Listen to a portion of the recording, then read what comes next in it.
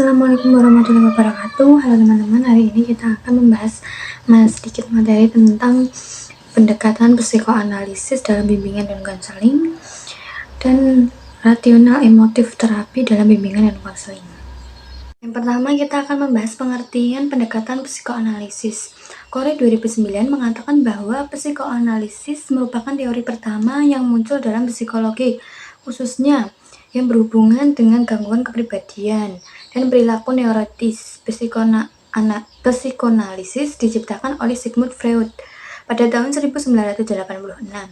Ia mengemukakan pandangannya bahwa struktur kejiwaan manusia sebagian besar terdiri dari alam ketidaksadaran. Menurut Willis 2009, pengertian psikoanalisis meliputi 3 aspek penting, yaitu sebagai metode penelitian proses-proses psikis, teknik untuk mengobati gangguan-gangguan psikis, sebagai teori kepribadian, yaitu hakikat manusia dalam psikoanalisis. Freud memandang sifat manusia pada dasarnya pesimistik, deterministik, mekanistik, dan reduksionistik, di mana manusia dideterminasi oleh kekuatan-kekuatan irasional, motivasi-motivasi tidak sadar, kebutuhan-kebutuhan dan dorongan-dorongan biologis, dan naluriah, dan oleh peristiwa-peristiwa psikoseksual yang terjadi selama 5 tahun pertama dari kehidupan. Menurutnya, tujuan segenap kehidupan adalah kematian. Kehidupan ini adalah tidak lain sejalan melingkar ke arah kematian. Itu tujuan konseling pendekatan psikoanalisis. Secara umum, konseling psikoanalisis adalah untuk membantu konseli agar mampu mengoptimalkan fungsi ego sehingga kecemasan atau konflik intrapsikis maupun ditangani secara realistis dan tidak banyak pada tuntutan nafsu. Pakar lain yaitu Becker mengemukakan secara khusus tujuan konseli psikoanalisis adalah untuk meningkatkan kesadaran dan kontrol ego terhadap impuls dan berbagai bentuk dorongan naluriah yang tidak rasional. Yang kedua, memahami sifat dan macam-macam mekanisme pertahanan ego sehingga lebih efektif, lebih matang, dan lebih dapat diterima. Juga mengembangkan kemampuan untuk membentuk hubungan yang akrab dan sehat dengan cara yang menghargai hak-hak pribadi dan orang lain. Menurut pendapat lainnya yaitu Sayekti Pujasuwarno tahun 93. Terdapat 2 pokok tujuan konseling psikoanalisis, yaitu satu untuk menolong individu mendapatkan pengertian yang terus-menerus daripada mekanisme penyesuaian diri mereka sendiri dan dengan demikian menolong mereka menyelesaikan masalah dasar yang mereka hadapi. 2. Untuk membentuk kembali struktur karakter individu dengan menggunakan yang tak sadar menjadi sadar pada diri klien. Prosesnya berpusat pada menghidupkan kembali pengalaman masa kanak-kanak, yaitu kelebihan dan keterbatasan pendekatan psikoanalisis. Kelebihan konseling psikoanalisa antara lain, konselor bisa mengetahui masalah pada diri konseli karena prosesnya dimulai dari mencari tahu pengalaman masa lalu konseli, mampu membantu konseli mengetahui masalah yang selama ini tidak disadarinya, menolong konseli mendapatkan pengertian yang terus-menerus pada mekanisme penyesuaian dari diri mereka sendiri, membentuk kembali kepribadian konseli dengan jalan mengabaikan hal yang tidak disadari menjadi sadar kembali dengan menitik beratkan pada pemahaman dan pengenalan pengalaman masa anak untuk ditata, didiskusikan, dianalisis, dan ditafsirkan sehingga kepribadian konseli bisa direkonstruksi kembali. Terakhir yaitu keterbatasan konseli psikoanalisa antara lain. 1. Waktu yang dibutuhkan dalam terapi terlalu panjang. Yang kedua, diperlukan konselor yang benar-benar terlatih untuk melakukan teknik psikoanalisis. Pandangan yang terlalu deterministik dinilai selalu merendahkan martabat manusia. Yang keempat, terlalu menekankan pada libido. Padahal tidak semua hal dapat dijelaskan dengan libido. Pengalaman masa kecil sangat menentukan atau berpengaruh terhadap kepribadian masa dewasa. Oke teman-teman, kita masuk materi kedua yaitu rasional emotif terapi. Yang pertama kita akan membahas tentang pengertian rasional emotif terapi. Pendekatan RET dikembangkan oleh Albert Ellis semenjak pertengahan tahun 1950-an. Elis merupakan seorang ahli yang sangat rajin dalam bekerja, memberikan pelayanan psikoterapi yang terinspirasi oleh ajaran-ajaran filsuf Asia, Yunani, Romawi, dan modern yang lebih mengarah pada teori belajar kognitif. RET didasari asumsi bahwa manusia dilahirkan dengan potensi rasional, berpikir langsung, dan juga irasional, berpikir lika-liku. RET suka diganti dengan istilah bahasa Indonesia yang dideskripsikan dengan mengatakan corak konseling yang menekankan kebersamaan dan interaksi antara berpikir dengan akal sehat, rational thinking. Pendekatan RET lebih diorientasikan pada kognisi, perilaku, dan yang lebih mengutamakan berpikir, menilai, menentukan, menganalisis, dan melakukan sesuatu. Yang kedua, kita akan membahas konsep-konsep pokok. Semua teori konseling dikembangkan dari konsep-konsep pokok. Bagaimana dengan rasional emotif terapi? Oleh penemunya disusun dengan beberapa konsep sebagai berikut. Teori ABC tentang kepribadian dan gangguan emosi merupakan unsur yang sangat penting dalam teori dan praktik pendekatan rasional emotif ini. A adalah activating experiences atau pengalaman-pengalaman pemicu, seperti kesulitan-kesulitan keluarga, kendala-kendala pekerjaan, trauma-trauma masa kecil, dan hal-hal yang dianggap sebagai penyebab ketidakbahagiaan. B adalah beliefs, yaitu keyakinan-keyakinan, terutama yang bersifat irasional dan merusak diri sendiri yang merupakan sumber ketidakbahagiaan. C adalah consequence, yaitu konsekuensi berupa gejala neurotik dan emosi-emosi negatif seperti panik, dendam, dan amarah karena depresi yang bersumber dari keyakinan-keyakinan kita yang keliru.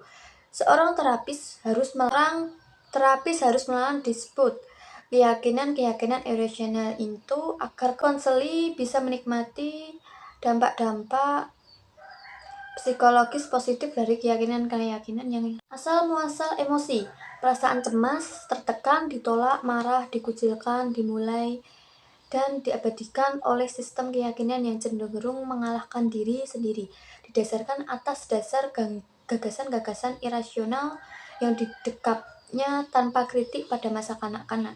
Mengkonfrontasikan menyerang keyakinan yang irasional sebagai suatu model konseling kognitif. RET mengajar orang-orang untuk mengkonfrontasikan sistem keyakinan yang menciptakan gangguan. Tujuan ini akan tercapai dengan menjelaskan sebagai gagasan-gagasan irasional menyebabkan gangguan emosional dengan menyerang gagasan-gagasan itu. Secara ilmiah diri self-rating, manusia mempunyai sesuatu kecenderungan yang kuat untuk menilai tindakan dan perilaku kita sebagai baik atau buruk. Di samping itu, kita mempunyai kecenderungan pula untuk menilai diri kita sendiri sebagai keseluruhan pribadi sebagai baik atau buruk berdasarkan penampilan kita. Itu kita masuk tentang tujuan rasional emotif terapi. Apa sih tujuan RET? Yaitu yang pertama, mendemonstrasikan kepada konseli bahwa verbalisasi diri merupakan sumber gangguan emosi. Yang kedua, menunjukkan kepada konseli bahwa verbalisasi diri adalah tidak logis dan tidak rasional. Yang ketiga, mengeluarkan pemikiran sehingga verbalisasi dapat lebih logis dan efisien. Secara khusus, RET atau rasional emotif terapi akan tercapai bila ditandai dengan perubahan konseling sebagai berikut: minat kepada diri sendiri, minat sosial, pengarahan diri, toleransi terhadap pihak lain, fleksibilitas, penerima ketidakpastian, komitmen terhadap sesuatu yang di luar dirinya, berpikir ilmiah, penerimaan diri, berani mengambil resiko, yaitu menerima kenyataan. Selanjutnya, kita akan membahas teknik dalam rasional emotif terapi atau yang disebut RET. Rasional emotif menggunakan berbagai teknik yang bersifat kognitif, efektif, dan behavioral yang disesuaikan dengan kondisi konseli. Berikut dikemukakan beberapa macam teknik sebagai berikut. Yang pertama, teknik emotif efektif. Yang pertama yaitu teknik assertive training, yaitu teknik yang digunakan untuk melatih, mendorong, dan membiasakan konseli untuk secara terus-menerus menyesuaikan dirinya dengan perilaku tertentu yang diinginkan. Yang kedua yaitu teknik sosiodrama yang dipergunakan untuk mengekspresikan berbagai jenis perasaan yang menekan perasaan-perasaan negatif melalui suatu suasana yang didramatisasikan sedemikian rupa sehingga konselor dapat bebas mengungkapkan dirinya sendiri secara lisan, tulis melalui gerakan-gerakan dramatis. Teknik self-modeling atau diri sebagai model, yaitu teknik yang digunakan untuk meminta konselor agar berjanji atau mengadakan komitmen dengan konselor untuk menghilangkan perasaan atau perilaku tertentu. Teknik imitasi yaitu digunakan di mana konselor diminta untuk meniru secara terus-menerus suatu model perilaku tertentu dengan maksud menghadapi dan menghilangkan perilaku sendiri yang negatif. Yang kedua, teknik-teknik behavioristik. Yang pertama, teknik reinforcement, penguatan, yaitu teknik yang digunakan untuk mendorong konselor ke arah perilaku yang lebih rasional dan logis. Yang kedua, teknik social modeling, pemodelan sosial, yakni teknik yang digunakan untuk memberikan perilaku-perilaku baru pada konselor. Yang ketiga, life models, model dari kehidupan nyata, yang digunakan untuk menggambarkan perilaku-perilaku tertentu, khususnya situasi-situasi interpersonal yang kompleks, bentuk personal sosial, interaksi dengan memecahkan masalah-masalah. Ketiga yaitu teknik-teknik kognitif. Yang pertama, homework assignment, pemberian tugas di rumah. Teknik ini konselor diberikan tugas-tugas rumah untuk melatih pembiasakan diri dan menginternalisasikan sistem nilai tertentu yang menurut pola perilaku yang diharapkan. Yang kedua, teknik asertif digunakan untuk melatih keberanian konselor dalam mengekspresikan perilaku-perilaku tertentu yang diharapkan melalui role playing atau bermain peran. Kita masuk pembahasan terakhir, yaitu satu permasalahan di lingkungan sekitar, yaitu tentang kasus konsultasi tentang masa depan setelah lulus SMA.